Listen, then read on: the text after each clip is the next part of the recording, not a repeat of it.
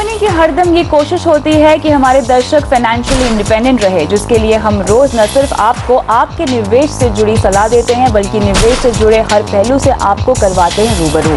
आज हमारी चर्चा होगी आपके पोर्टफोलियो में मिड कैप और स्मॉल कैप फंड्स के प्रदर्शन पर, साथ ही शादी के बाद आपका पोर्टफोलियो कैसा होना चाहिए, बढ़ी हुई फाइनेंशियल जिम्मेदारियों को आप कैसे निभाएं, ये हम आपको बताएंगे योर मनी में।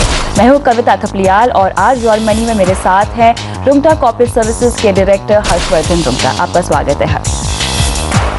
हम निवेश तो कर लेते हैं, लेकिन जहां निवेश किया है वो हमें कैसा और कितना रिटर्न दे रहा है, इसकी समय समय पर समीक्षा करना भूल जाते हैं। म्यूचुअल फंड्स में निवेश कर रहे हैं तो सबसे जरूरी है फंड का ट्रैक रिकॉर्ड चेक करते रहना। दिग्गज रिसर्च फर्म क्रिसिल के ताजा सर्वे के मुताबिक लार्ज कैप और डाइवर्सिफाइड फंड के पीछे छोड़कर स्मॉल और मिड कैप का प्रदर्शन देखने लायक रहा है। तो चलिए लेते हैं हमारे एक्सपर्ट की सलाह, इसी पर करते हैं चर्चा हर्ष से।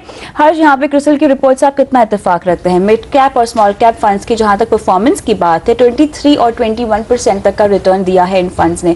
तो एज अ प्लानर आपका क्या कहना है इस रिपोर्ट पर? ये तो स्टेटिस्टिक्स है तो इसे डिनाई नहीं कर सकते हैं और ये परफॉर्मेंस रहा है लास्ट 5 इयर्स का, जहां 23.7% रिटर्न्स मिले हैं। ये अगर हम पोर्टफोलियो में इसका इंक्लूजन की अगर बात कर रहे हैं तो ये ज़रूरी है कि हम समझें कि मिड कैप और स्मॉल कैप कंपनीज क्या होती हैं। कि हम ये बहुत बार ये सुने हैं, लेकिन एग्जैक्टली इन डेफिनेशन में आप इसे मार्केट कैपिटलाइजेशन से देखेंगे तो ये है क्या एग्जैक्टली।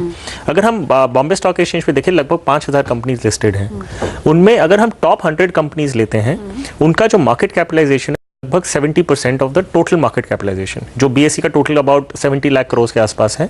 सो टॉप 100 की कंपनीज जिनका market capitalisation 10,000 crore and above है, वो आती है लार्ज कैप कंपनीज कहलाती हैं। जो अगर हम 2,500 करोड़ से 10,000 करोड़ तक की कंपनीज की वैल्यूएशन जो देखते हैं, वो होती है मिड कैप कंपनीज। और फिर 2,500 करोड़ के नीचे जो कंपनीज होती हैं वो है स्मॉल कैप कंपनीज। सो जब आप कोई भी एक मिड कैप या स्मॉल कैप फंड में निवेश करते हैं, आपका पैसा जो जाता है वो उन कंपनियों में निवेश होता है जिनका market capitalisation up to 10,000 crore है। और यही चीज आपको फंड हाउस आपको बताएगा कि मिड कैप में कितना एक्सपोजर है, स्मॉल कैप में कितना है। सो अगर स्मॉल कैप में है तो 2,500 करोड़ के नीचे की कंपनीज हैं।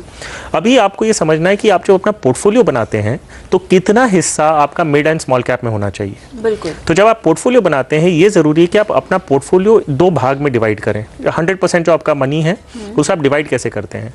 एक हिस्सा होता है आपका कोर पोर्टफोलियो। अब कोर पोर्टफोलियो हम नॉर्मली सजेस्ट करते हैं कि 60% आपका जो पोर्टफोलियो जो इन्वेस्टमेंट होना चाहिए वो लार्ज कैप कंपनीज में होना चाहिए, क्योंकि डोमिनेंट है, इनका एस्टैब्लिश्ड कंपनीज हैं, इकोनॉमीज में जो चेंजेस होते हैं उसे इतना असर नहीं होता है इन पे। तो आपका एक कोर पोर्टफोलियो जो है वो आपका लार्ज कैप कंपनीज में हो। ये आप बात कर रहे हो एसेट एलोकेशन के लिहाज से, या आप बात कर रहे हो जब आप इक्विटी म्यूचुअल फंड के जरिए निवेश करते हैं? नहीं, मैं एसेट एलोकेशन की बात नहीं कर रहा हूँ। एसेट एलोकेशन वुड बी कि आपके पास 100 रुपया है तो आप कितना पैसा इक्विटीज, कितना डेट और उसमें कर रहे हैं, अलग अलग इंस्ट्रूमेंट्स में डालने। एब्सोल्युटली। ये हम बात करें कि अगर आप इक्विटीज में ही चूज कर रहे हैं, सो उसमें आपका पोर्टफोलियो कितना आपका लार्ज कैप या मिड कैप या स्मॉल कैप में होना चाहिए। सो लगभग 60% हम कहते हैं कि आपका कोर पोर्टफोलियो बनना चाहिए जो लार्ज कैप कंपनी से बनता है। एंड 30% अगर आप चाहें तो आप उसे मिड एंड स्मॉल कैप में कर सकते हैं, और 10% का आप या तो प्रेशियस मेटल्स में एक्सपोजर ले सकते हैं या तो आप सेक्टोरियल फंड्स में कर सकते हैं। बिल्कुल, यहाँ पे फोकस करते हैं मिड कैप स्मॉल कैप में ही। क्या अब अभी इस वक्त जिन निवेशकों के पोर्टफोलियो में मिड कैप और स्मॉल कैप फंड्स हैं, उन्हें क्या निकल जाना चाहिए, या इस परफॉर्मेंस को देखकर जो स्टैटिस्टिक्स सामने आए हैं उसे देखकर बरकरार रहना चाहिए, बने रहना चाहिए इन फंड्स में? क्या सलाह होगी? जो डेटा है, जो आप परफॉर्मेंस देख रहे हैं वो पास्ट परफॉर्मेंस है। लास्ट 5 इयर्स में 23.7% रिटर्न्स मिड कैप फंड्स ने दिया है। ये हम लमसम की बात कर रहे हैं, एसआईपीस की बात नहीं कर रहे हैं हम। एसआईपी में रिटर्न्स आर डिफरेंट क्योंकि आप हर लेवल में इन्वेस्ट किए हैं। सो लास्ट 5 इयर्स में रिटर्न्स वैसा रहा है। अगर आपका पोर्टफोलियो का टोटल पोर्टफोलियो का 30% या 40% तक आपका mid and small cap funds में है तो आप उसमें बने रह सकते हैं। आपका ऑब्जेक्टिव है कि आप उसे लॉन्ग टर्म के लिए निवेश कर रहे हैं, and mid and small cap companies आपके पोर्टफोलियो में रहनी चाहिए। लेकिन अगर ये जो वैल्यूएशन है, अगर ये बढ़ गया है, अगर ये चीज़ आपने 30% डाला था क्योंकि अच्छा परफॉर्मेंस रहा है, ये होते होते आपका 50% तक हो गया है, तब आपको 20% रिडीम करके आपको रीबैलेंस करना होगा अपना पोर्टफोलियो। सो इन स्पेसिफिक्स अगर हम बात करें, परफॉर्मेंस देख के सिर्फ आप उसमें बढ़ा नहीं सकते अपना इन्वेस्टमेंट या उसमें से निकाल नहीं सकते। आपको ये जो परफॉर्मेंस को आपको अपने टोटल पोर्टफोलियो से रिलेट करना होगा, और आपके स्कीम में अगर फिट होता है, आपके एलोकेशंस में फिट होता है, तब आप उसमें कंटिन्यू रह सकते हैं। बिल्कुल। मिड कैप और स्मॉल कैप फंड्स में एक और बात कही जाती है कि जितना अच्छा रिटर्न देते हैं उतने ज्यादा रिस्की भी ये होते हैं। खैर, ये बात तो equity as a asset class ही हम कहते हैं कि उसका नेचर ही ऐसा है, लेकिन खासतौर से मिड कैप और स्मॉल कैप फंड्स के रिटर्न और रिस्क एवरेज के बारे में आपका क्या कहना है? जैसे हमने बताया कि 2,500 से 10,000 करोड़ वर्थ की जो कंपनीज होती है, मार्केट कैपिटलाइजेशन की होती हैं, उन्हें हम मिड कैप कंपनीज कहते हैं। अब हम रिलेटिवली ये ज़्यादा रिस्कियर है, हम किससे कंपेयर कर रहे हैं? हम कंपेयर कर रहे हैं लार्ज कंपनीज के साथ। तो लार्ज कंपनीज वो हैं जो 10,000 करोड़ एंड अबव हैं। जैसे हमने बताया कि उनका एक मार्केट डोमिनेंस होता है, जो इकोनॉमीज में वेरिएशन जो सुधार या खराब होता है इकोनॉमी, तो उसका इम्पैक्ट जो होता है वो इन कंपनीज पे थोड़ा कम होता है as compared to mid caps. Mid caps के डेट रहते हैं क्योंकि ग्रोथ मोड में रहते हैं, तो उन पे उनका असर ज़्यादा आता है क्योंकि वो रिलेटिवली स्मॉलर हैं। उसी प्रकार जितना रिस्क अगर है तो उसी प्रकार ग्रोथ के पोटेंशियल्स भी ज़्यादा हैं। सो आप अगर रिस्क ले रहे हैं थोड़ा, तो आपको उसी प्रकार आपको रिवॉर्ड्स भी अगर मिल सकता है अगर वो कंपनी सच में टर्न अराउंड हो गई और आज जो मिड कैप है कल वो लार्ज कैप बन जाए, तो आपको ऑब्वियसली एज एन इन्वेस्टर आपको उसका फायदा होगा। तो risk and reward will go hand in hand. तो ये चीज़ डेफिनेटली रहने वाली है, और ये अगर आप ले सकते हैं अपने इन योर रिस्क एपेटाइट, तो आप उसमें एक्सपोजर ले सकते हैं, उसमें कोई हर्ज नहीं है।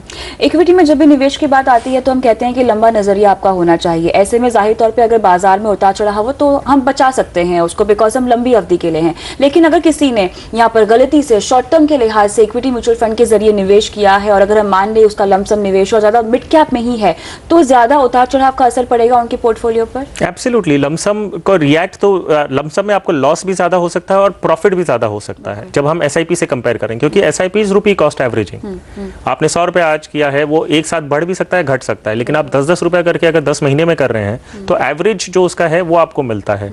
सो जो अगर शॉर्ट टर्म पर्सपेक्टिव से किसी ने अगर mid and small cap fund में इन्वेस्ट किया है, उन्हें आज अगर प्रॉफिट हो रहा है, सो I would say they are lucky. उसे आप रीबैलेंस कर लीजिए, ये आपके पास मौका है। कई बार हम देखते हैं कि लॉस होता है तब आप रीबैलेंस करने आते हैं, राइट। तो ये तो एक अच्छा सिनेरियो है जिसमें उनको प्रॉफिट है और फिर वो रीबैलेंस कर रहे हैं, तो it is in their favour.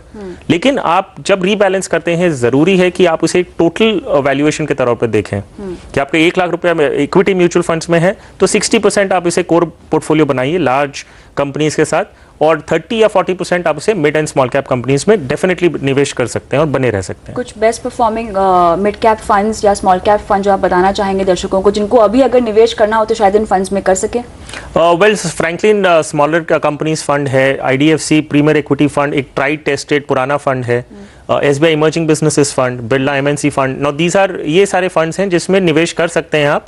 लेकिन अगर कोई भी निवेशक अगर मार्केट में निवेश करना चाहता है, हमारी सलाह हमेशा से ये रही है कि आप एसआईपी का रूट लें, क्योंकि आपको ये नहीं पता कि पिछले 5 साल में अगर आपको 23.7% रिटर्न्स मिला है, अगले 5 साल में भी आपको ये रिटर्न मिलेगा, इसकी कोई गारंटी नहीं है। आपके पास एक ही हथियार है जिससे आप ये मार्केट की वॉलेटिलिटी को अपने आप को बचा सकते हैं, और वो है एसआईपी। रेगुलर इंटरवल्स में आप इन्वेस्ट करते रहें।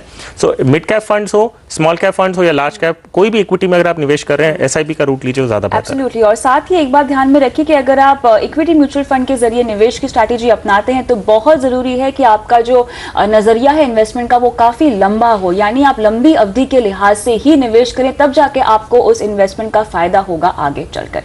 फिलहाल योर मनी में वक्त है एक ब्रेक का, लेकिन ब्रेक के बाद हम आपको बताएंगे यहाँ पर शादी के बाद अपनी जिम्मेदारियों को, खासतौर से अपनी फाइनेंशियल जिम्मेदारियों को आप कैसे निभाएं, बताएंगे हमारी खास पेशकश जस्ट मैरिड में।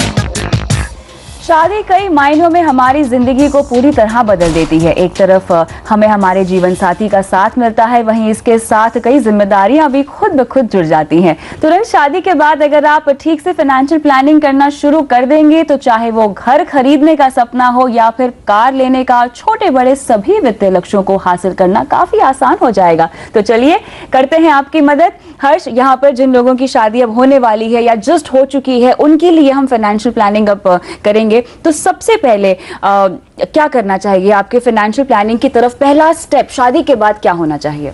अक्सर हमने देखा है कि आप जब अपना मैरिज सर्टिफिकेट लेते हैं उसके बाद आप अपनी चेंजेस नहीं करते हैं अपने डॉक्यूमेंटेशन में। सो पहली चीज़ है, अगर कोई लेडी है उनको पहले अपने सारे डॉक्यूमेंट, अगर वो अपना सरनेम बदल रही हैं तो उन्हें अपने जो पैन कार्ड है, जो बेसिक डॉक्यूमेंट है, उसमें आपको अपना नाम चेंज कराना होगा।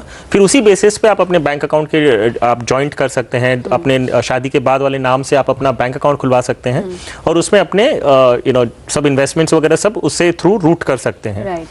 अब अगर हम देखें स्पेसिफिकली कि आप एक प्रोसेस में क्या क्या चीज़ कर सकते हैं, हमने एक प्रोग्राम डेवलप किया है जो हम हमारे क्लाइंट्स के साथ रन करते हैं। बहुत सिंपल प्रोसेस है, it's called IPL for the newly wed. ठीक है। आई मीनिंग है कि इन्वेस्टमेंट्स, आपको एक स्पेसिफिकली एक ऑब्जेक्टिव दिया जा रहा है जो आपको फुलफिल करना है। आई इज इन्वेस्टमेंट्स, यानी अपने गोल निर्धारित करें। नहीं, नॉट एट दिस मोमेंट हम गोल्स की बात नहीं कर रहे हैं। पहले आप अपने कंट्रोल में लीजिए जो आपके पास है।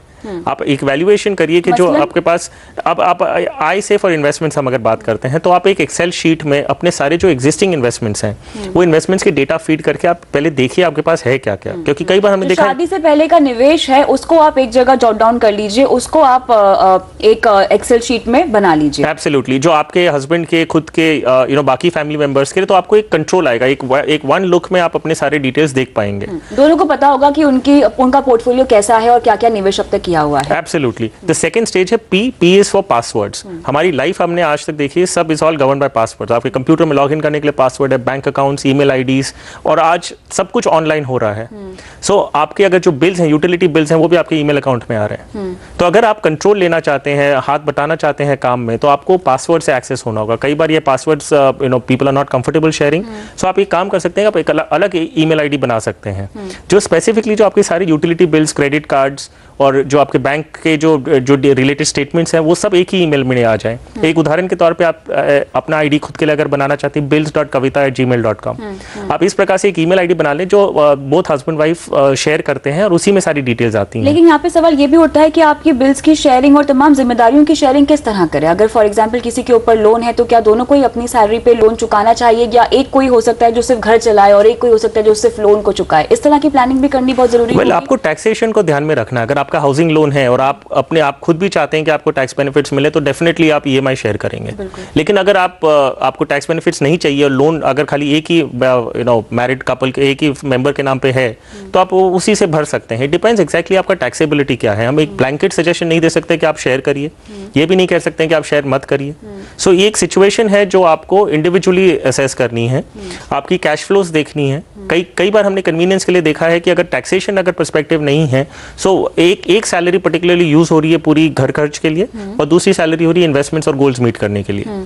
सो ये तो इंडिविजुअल पर डिपेंड करेगा, एक कपल पर डिपेंड करेगा वो कैसे इस चीज को बेसिकली हैंडल करना चाहते हैं।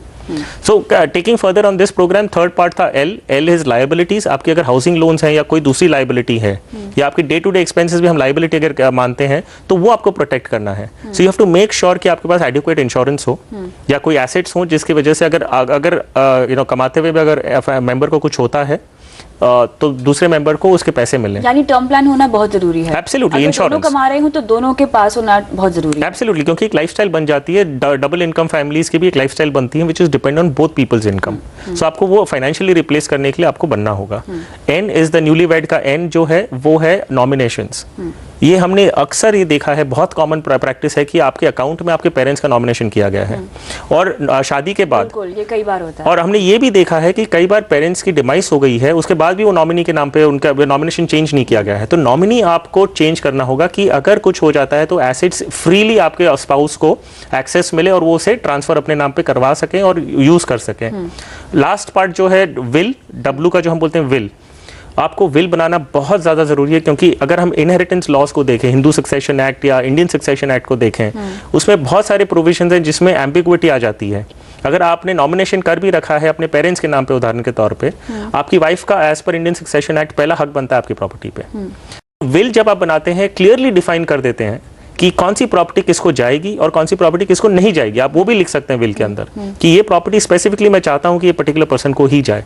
सो विल सारे जो एम्बिग्विटीज हैं, जो सारे आर्ग्यूमेंट्स हैं या फाइट्स हैं post demise of a person, वो सारी चीज को सेटल कर देता है। हेल्थ इंश्योरेंस यहाँ पे हमने टच नहीं किया है अब तक, तो हेल्थ इंश्योरेंस यहाँ पे एज अ कपल को कितने का लेना चाहिए, किस तरह का कवर होना चाहिए, एक बेसिक अगर आप आइडिया देना चाहें। अगर आप कोई भी मेट्रोज में रह रहे हैं तो हेल्थ इंश्योरेंस में 5 लाख से कवर तो आप आज की तारीख में मिनिमम ही लेंगे, क्योंकि कॉस्ट ऑफ मेडिकल एक्सपेंसेस जो है वो इतने हैं। मेडिक्लेम इंश्योरेंस क्यों लेते हैं? कैश फ्लोज को प्रोटेक्ट करने के लिए। एक झटके में आप देखेंगे कि बहुत ज्यादा कोई बीमारी हो जाती है तो बहुत सारे फंड्स का आपका खर्चे लग जाते हैं, और उसका प्रोविजन नॉर्मली क्या होता है, क्या तो आप क्रेडिट कार्ड से यूज करते हैं या कोई लोन लेके, आपके पास अगर मेडिक्लेम पॉलिसीज नहीं होती हैं। सो फाइनेंशियल प्लानिंग में मेडिक्लेम का एक बहुत ज्यादा रोल, बहुत इंपॉर्टेंट रोल है जो आप निग्लेक्ट नहीं कर सकते। और जो सम इंश्योर्ड की बात आप कर रहे हैं, 5 लाख अगर आप मेट्रो में रह रहे हैं उतना मिनिमम आपको मेरे हिसाब से होना चाहिए। और अगर आप कोई नॉन मेट्रोज हैं, आप अभी कॉस्ट पता कर लीजिए आपकी सिटी में कितना लगता है लगभग एक ट्रीटमेंट का। आप 3 लाख लेंगे, 3 to 5 lakh I think should be good. And in fact आपके पास एक ऑप्शन होता है कि आप सुपर टॉपअप पॉलिसीज भी ले सकते हैं जिनका कॉस्ट बहुत ज्यादा नहीं होता है। सो आप 3 लाख की बेस पॉलिसी ले लीजिए और 15 लाख की आप चाहिए तो आपको सुपर टॉपअप ले सकते हैं। कॉस्ट बहुत ज्यादा इफेक्टिव हो जाता है, इट इज रीजनेबल। सो आपको एक हाई कवर मिल सकता है। और बहुत जरूरी है कि जब अपने गोल्स की आप प्लानिंग करें तो उसके बाद ही अपना निवेश शुरू करें। शादी के बाद कई सारे गोल्स होते हैं और शॉर्ट टर्म गोल्स तो कई सारे होते हैं, जैसे कि वर्ल्ड टूर करना है, साल में एक बार बाहर अब्रॉड जाना है, गाड़ी खरीदनी है, घर खरीदना है। तो इस तरह के गोल्स को पहले आप जॉट डाउन कर दीजिए, उसके बाद ही एक निवेश रणनीति आपको बनानी चाहिए। फ्रॉम एन इन्वेस्टमेंट पर्सपेक्टिव पहले प्रोटेक्शन, पहले getting stock of things is the first level, फिर आप उसे इंश्योरेंस, उसके बाद जाके आपको इन्वेस्टमेंट स्ट्रैटेजी बनानी चाहिए। तो चलिए, यहाँ पे अगर आपकी शादी होने वाली है या हो चुकी है, जस्ट हो चुकी है, तो आपको फाइनेंशियल प्लानिंग के सारे मंत्र हमने बता दिए हैं, बस उन्हें फॉलो कीजिए। योर मनी में वक्त है एक ब्रेक का, ब्रेक के बाद बताएंगे कि कैसे आप शेयर की तरह अपनी पॉलिसी, यहाँ पर हम आगे फिलहाल आपके देंगे सवालों के जवाब। बने रहिए हमारे साथ।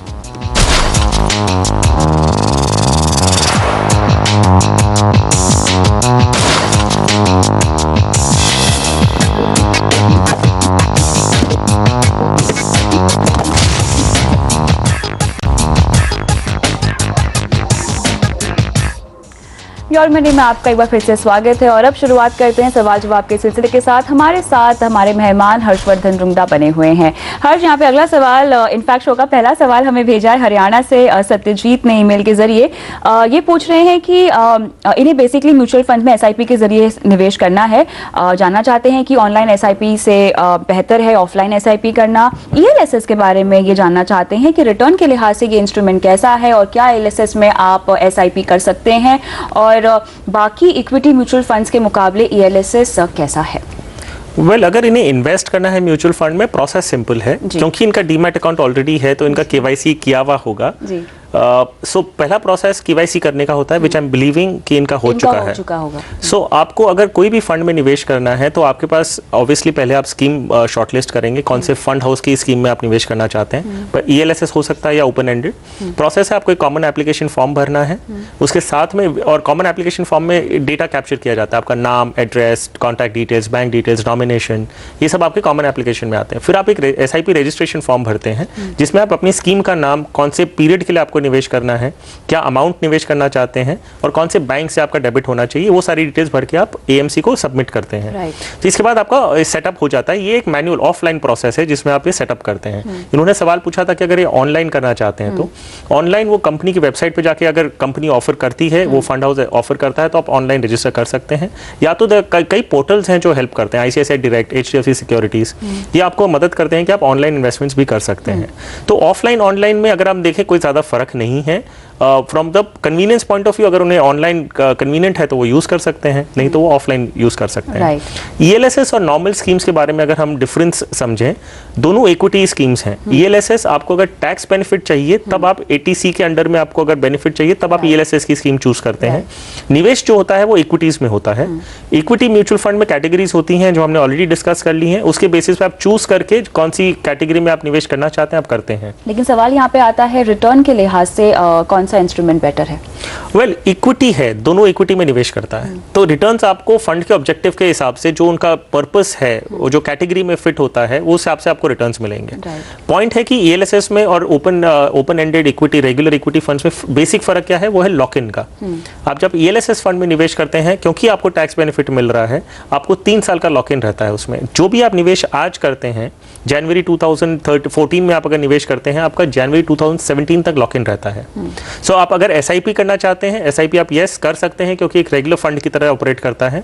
ईएलएसएस में आप अगर एसआईपी करते हैं, सिर्फ ध्यान रखिए कि एवरी इंस्टॉलमेंट आपका 3 साल के लिए लॉक इन हो जाता है। जनवरी 2014 में जो करते हैं, जनवरी 2017 में फ्री होता है रिडीम करने के लिए। फरवरी 2014 विल बी फ्री इन फरवरी 2017। तो यानी यहाँ पे अगर आप टैक्स बचाना चाहते हैं तो ईएलएसएस बहुत बेहतरीन ऑप्शन है, और हाँ, आप एसआईपी भी कर सकते हैं। तो सत्यजीत, यहाँ पे आपके सवाल का जवाब हमने योर मनी में दे दिया है। बहुत बहुत शुक्रिया हर्ष, आज चर्चा में शामिल होने के लिए। और योर मनी में आज के लिए इतना ही, लेकिन आप बने रहिए सीएनबीसी आवाज के साथ। नमस्कार।